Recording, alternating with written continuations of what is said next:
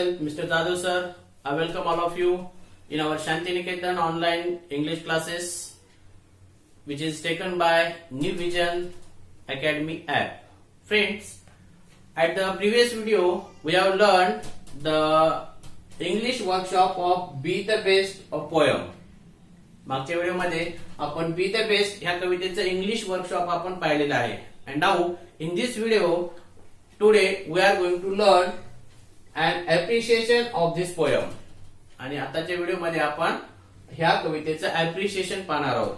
Appreciation हे SSC board examination साठी 10वीच्या परीक्षेसाठी प्रश्न नंबर 3 बी यामध्ये 5 मार्काला हा प्रश्न विचारला जातो. तर त्यासाठी आपल्याला 5 पॉइंट दिले जातात. Title, poet, rhyme scheme, figure of speech आणि थीम और सेंट्रल आयडिया असे 5 पॉइंट दिले जातात, जे की 5 मार्कासाठी ते 5 पॉइंट आहेत. तर मग हे व्यवस्थित पद्धतीने आपल्याला लिहून आपलं अप्रिशिएशन कंप्लीट करायचे. इथे मी तुम्हाला डायरेक्ट लिहून दिलेला आहे, त्याचं आपल्याला आता रीडिंग करायची. पहा, प्रश्न असा आहे तो, right and appreciation of the poem with the help of the points given below. खाली दिलेल्या पॉइंटचा वापर करून अप्रिशिएशन आपल्याला लिहायचे. आता अप्रिशिएशन लिहिच्या वेळेस तुम्हाला कविता पूर्ण दिली जाते. माझे त्याचे पॉइंट आहेत पहा. There is the first point title. Title हा पॉइंट अर्ध्या मार्कासाठी आहे, हाफ मार्कसाठी टायटल. आणि ते उत्तर कसं लिहायचं पहा. The title of this poem is B the best. त्या कवितेचे जे टायटल आहे ते सिंगल इनवर्टेड कॉमा मध्ये लिहायचं आणि त्याला अंडरलाईन करायचं. Then there is the second point poet. या कवितेचे पोएट कोण आहे हा सुद्धा अर्ध्या मार्कासाठी प्रश्न आहे, पॉइंट आहे, अर्ध्या मार्कासाठी तो पॉइंट आहे. आणि त्याचं उत्तर अशा पद्धतीने लिहायचे. This poem is written by Douglas Malloch. Douglas Malloch यांनी ही कविता लिहिलेली आहे. आणि त्यालाही सिंगल इनवर्टेड कॉमा करून अंडरलाईन केलं तर आपल्याला अर्धा मार्क सहज भेटतो. त्यानंतरचा पॉइंट आहे राईम स्कीम. राईम स्कीम आपल्याला आता लिहायची आणि हा पॉइंट आहे 1 मार्कासाठी. 1 मार्काला राईम स्कीम आहे. मग आता राईम स्कीम कशी ओळखायची. पहिल्यांदा तुम्ही तुमची कविता ओपन करा. Page number 3, your textbook page number 3. Be the best ही जी कविता आहे, देर आर 4 स्टांजास. त्या कवितेमध्ये 4 स्टांजे आहेत. And each stanza have the 4 lines. आणि प्रत्येक स्टांजाला किती लाईन्स आहेत, 4 लाईन्स आहेत. मग आता याची प्रत्येक कवितेची theme, figure of scheme, sorry rhyme scheme ही कशी ओळखायची हे आपण इथं पाहणार आहोत. Look at the first line of the first stanza. पहिल्या स्टांजाची पहिली लाईन पहा. If you can't be a pine on the top of the hill. पहिल्या लाईनचा शेवटचा शब्द कोणता आलेला आहे, हिल. मग हिल यासाठी आपण स्मॉल लेटर मध्ये ए नंबर दिला त्याला, हिलला. मग दुसरी लाईन पहा. Be a scrub in the valley but B. म्हणजे दुसऱ्या लाईनचा शेवटचा शब्द बी आहे, बीई, आणि त्याला आपण नंबर दिला बी. त्यानंतर look at the third line. The best little scrub by the side of the reel. तिसऱ्या लाईनचा शेवटचा शब्द आहे रील. रील आणि रील हा शब्द वरच्या कोणत्या शब्दाशी राईम आहे का पहा. रील हा शब्द हिल ह्या शब्दाशी राईम आहे. मग आपण हिलला काय नाव दिलेलं आहे, ए. तसंच रीलला सुद्धा ए नंबर द्यायचा. त्यानंतर look at the fourth line. चौथी लाईन पहा.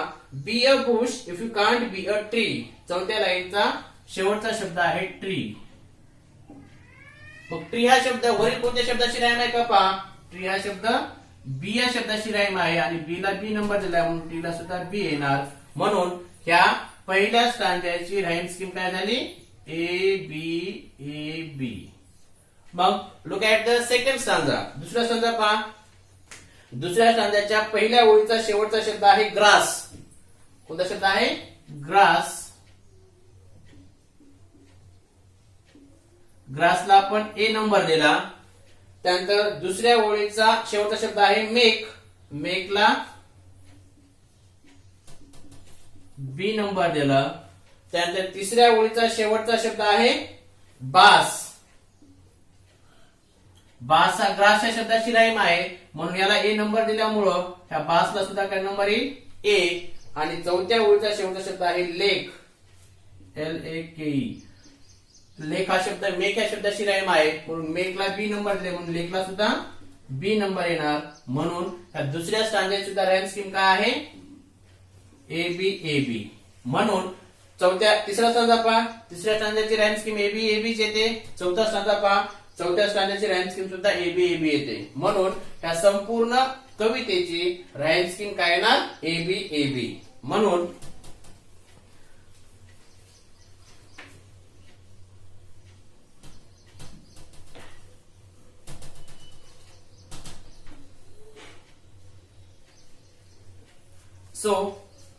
उत्तर कसं लिहायचं पहा. Rhyme scheme of this poem is A B A B. Small letter लिहायचे आणि सिंगल इन्व्हर्टेड कॉमामध्ये त्याला ऍड करायचे आणि त्याला अंडरलाईन करायचे. एवढं जर केलं तर 1 मार्क आपल्याला भेटतो. त्यानंतर चौथा पॉइंट आहे फिगर ऑफ स्पीच.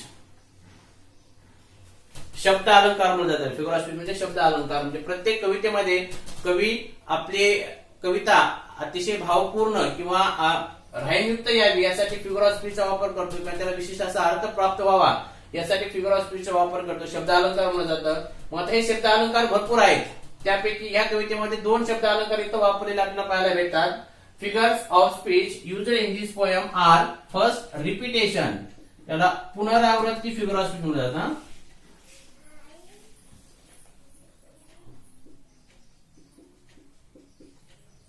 पुनरावृत्ती शब्द अलंकार.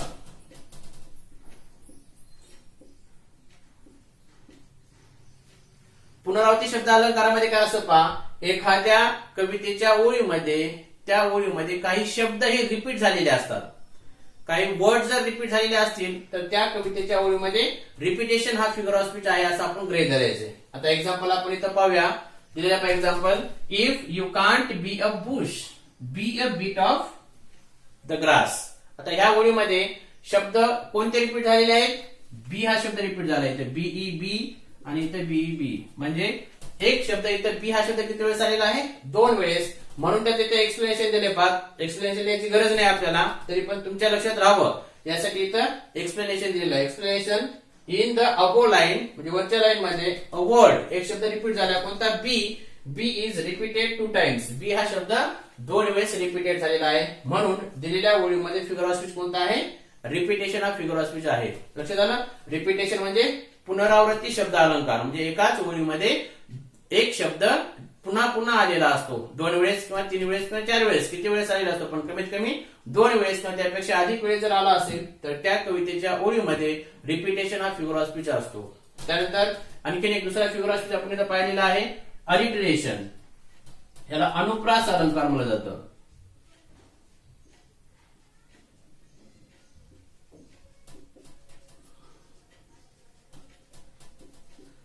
अनुप्रास शब्द अलंकार म्हणजे काय? कवितेच्या एका ओळीमध्ये जर सुरुवातीचे काही अक्षर शब्दाचे कवितेच्या ओळीमधले जे शब्द आहेत त्या शब्दाचे सुरुवातीचे काही अक्षर किंवा त्या अक्षरांचा उच्चार हा पुन्हा पुन्हा झालेला असेल म्हणजे रिपीट आले असेल, अक्षर जर रिपीट आले असतील तर त्या ठिकाणी अलिटरेशन हा फिगर ऑफ स्पीच असतो. आता पहा इथे दिलेला आहे example, B a Bush if you can't be a tree. ह्या कवितेच्या ओळीमध्ये काही शब्दाचे सुरुवातीचे अक्षर रिपीट आहेत. पहा इथं बीचं बी रिपीट झालंय, बुशचं बी रिपीट झालंय आणि पुन्हा बीचं बी रिपीट झालेलं आहे. म्हणून एकाच ओळीमध्ये शब्दाच्या सुरुवातीचे काही अक्षर प्रत्येक शब्दाच्या सुरुवातीचे जर काही अक्षर रिपीट झाले असतील तर त्यावेळेस हा अलिटरेशन हा फिगर ऑफ स्पीच असतो आणि त्याला मराठीमध्ये अनुप्रास शब्द अलंकार म्हणलं जातं.